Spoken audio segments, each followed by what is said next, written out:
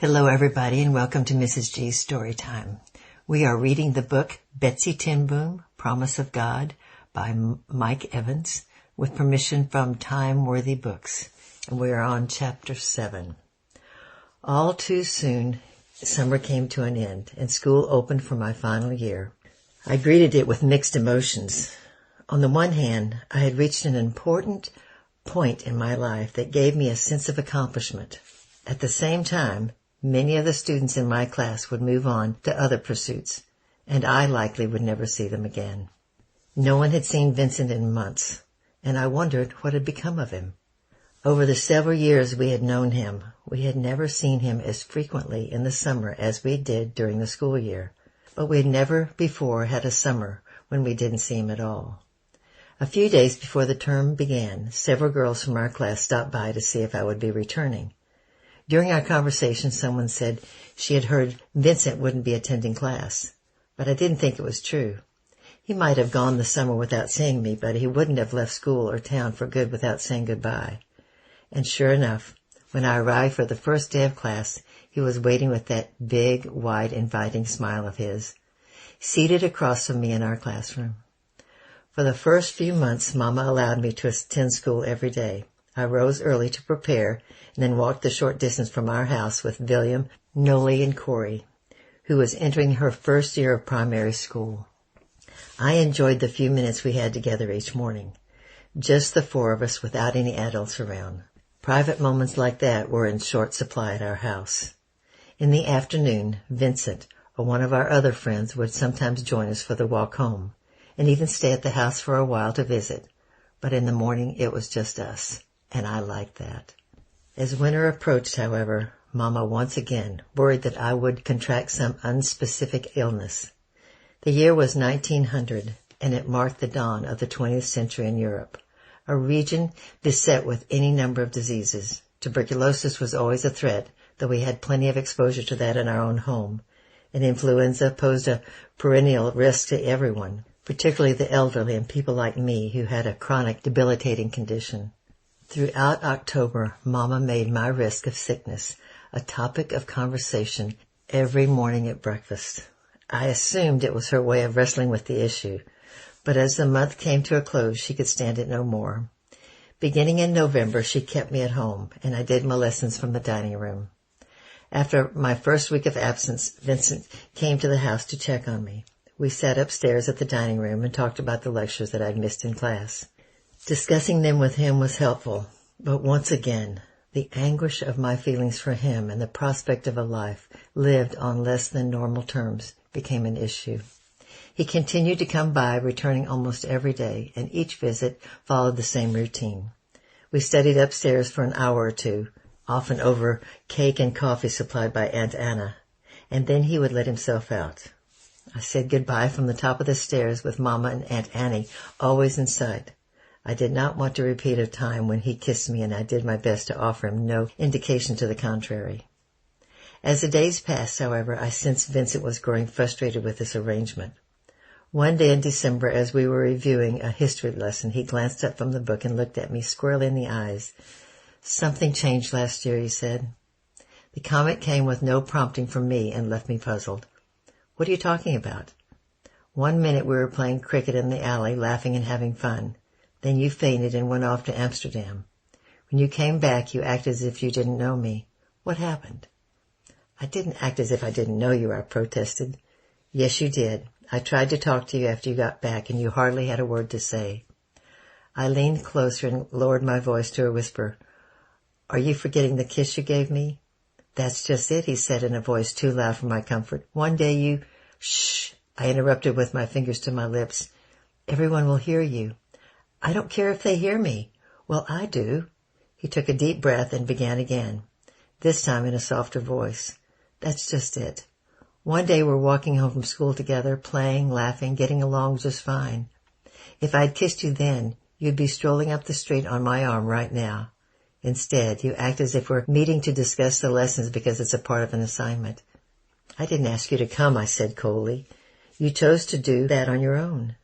"I don't care about that," he dismissed my response with a wave of his hand.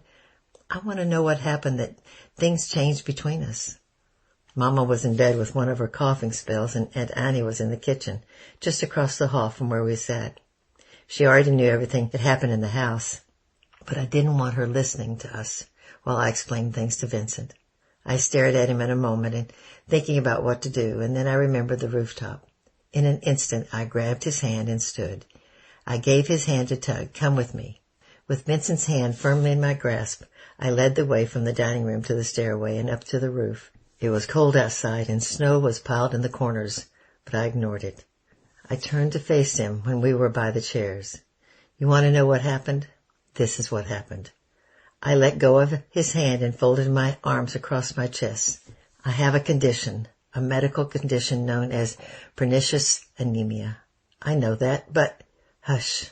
I snapped with a quick wave of my hand. I'm not finished. An amused grin turned up the corners of his mouth and he leaned against the back of Mama's wooden chair. Go ahead, finish. While I was in Amsterdam being treated by Dr. Trump, I learned that bearing children, it was difficult for me to say those words. In our house in those days, husbands and wives rarely discussed the topic, much less teenagers, and certainly not a girl with a boy. Vincent's mouth dropped open and I felt my cheeks blush, but I ignored it and forced myself to continue. He wanted to know, and I was determined to tell him. Dr. Trump says that bearing children would put a strain on my body, so much that he warned me not to do it. Are you crazy?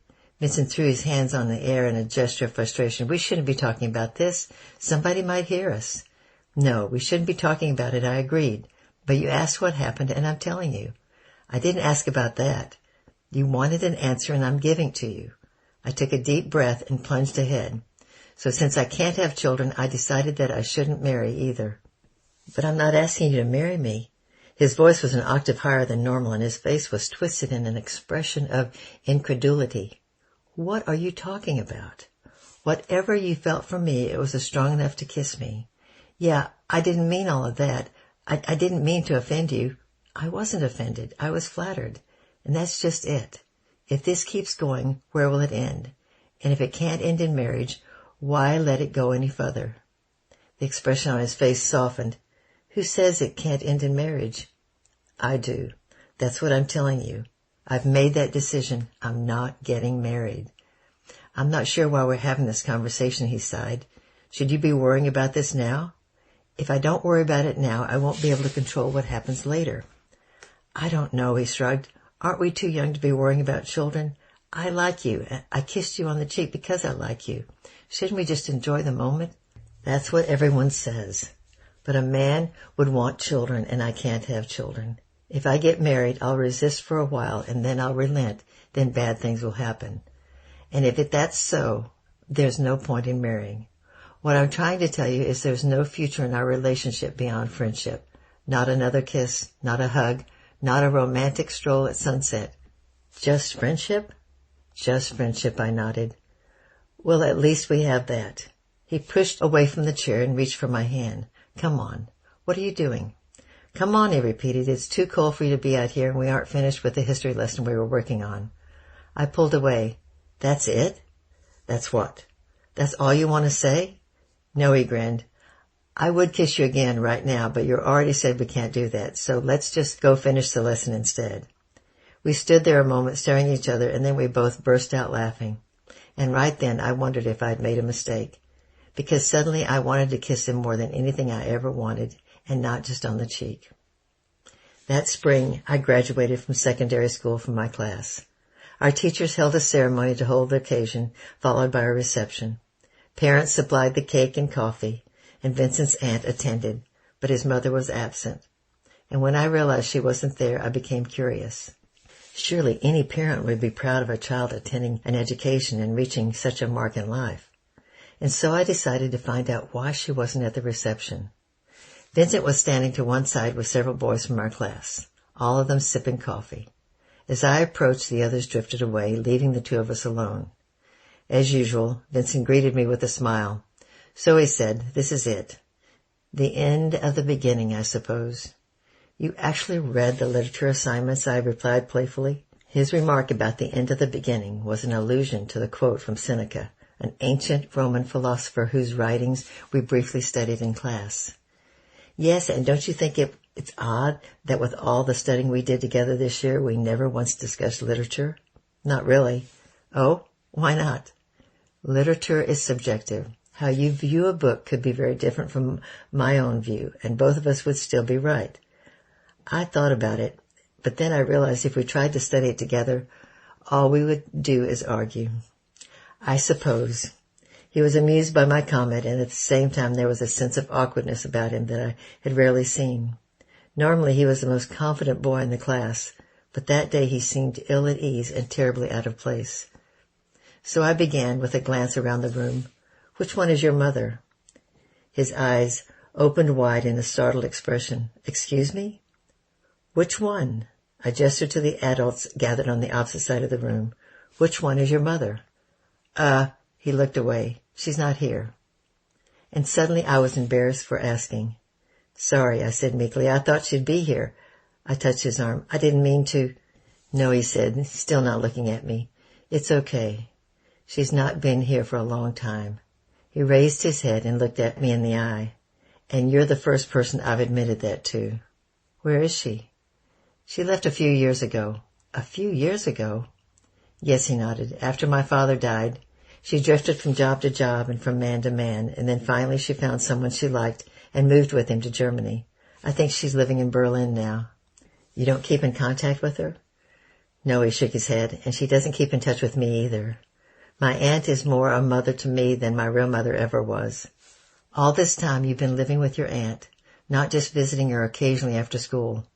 He sighed. I should have told you before now, but I guess I wondered if you would still like me if you knew.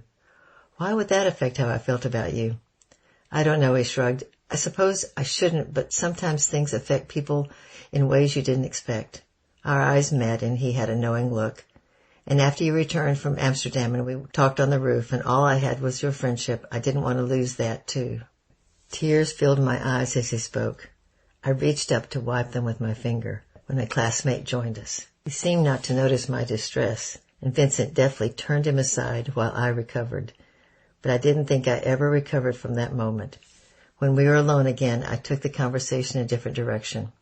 Will you be staying in town this summer? Yes, but only for the summer. I'm going to the University of Leiden in the fall. Oh, I exclaimed, this is the first I've heard of it. I didn't realize you were doing that. I want to study engineering. You'll be good at it. Thanks to your help with math, he grinned. You're good with math, I countered. You just needed a little encouragement. You're a good encourager. He took a sip of coffee. I was wondering, though, if we might write each other while I'm away at school. Nothing serious, he added quickly, just to keep in touch. Okay, I nodded, just to keep in touch. At home after supper that evening, Mama and I were doing the dishes. She washed, I dried, and put them away. I saw you talking to Vincent this afternoon, she mused as she handed me a plate. I had no idea where she was going with that comment, so I tried to divert her attention. Did you enjoy the reception? It was nice, but I noticed you were talking to him that you seemed on the verge of tears. My shoulders sagged. It was awful, Mama. What was awful? I asked about his mother, if she was there, and which one was she? And she wasn't there, Mama said as a matter of fact. My mouth dropped open. You knew? Yes, she nodded. I thought you did too. No, he said she went to Germany with her boyfriend. I think they're married now. Why didn't I know this? There's no reason to tell you. So you knew Vincent was living with his aunt all this time? Yes, Mama nodded. You would have known that too if you had been paying attention. I thought I was. Not everything is communicated with words. Sometimes the most important things are said by what is not said. He told me he was going to the University of Leiden. Did you know that? I heard he wanted to. Where did you hear that? From his aunt.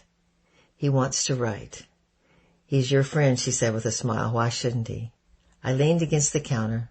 Do you think I made the right decision? About what? About, not getting married and all that. That's not for me to say. Are you having second thoughts about him?